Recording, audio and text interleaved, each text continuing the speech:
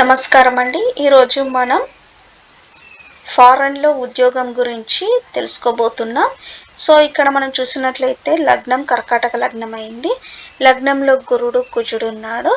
So ఇక్కడ సప్తమంలో శని స్వక్షేత్రంలో, అలాగే బుధుడు స్వక్షేత్రంలో, గురుడు ఉచ్చక్షేత్రంలో, అలాగే దశమాధిపతి అయిన కుజుడు పంచమ 1 2 3 4 5 పంచమ దశమాధిపతి అయిన కుజుడు ఇక్కడ గురువుతో కలిసి లగ్నంలో కూర్చున్నాడు.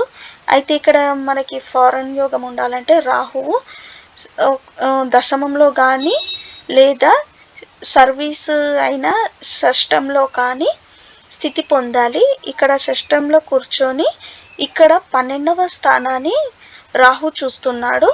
సో ఈ విధంగా 12వ స్థానాన్ని రాహు చూడటం వల్ల ఇక్కడ వచ్చేసి ఫారెన్ యోగం అనేది ఏర్పడుతుంది. D9 చార్ట్లో చూస్తే రాహువు జలరాశిలో ఉన్నాడనమాట. బుధునితో కలిసి ఇక్కడ జలరాశిలో ఉన్నాడు.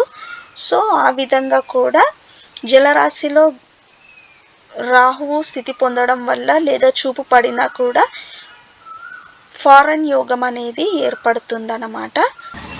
ఇదే అండి విదేశీయానం గురించి. సో విదేశంలో ఉద్యోగం గురించి, విదేశయానం గురించి మరిన్ని వివరాలు తెలుసుకోవడం కొరకు నా ఈ నంబర్ని సంప్రదించండి. ధన్యవాదాలు.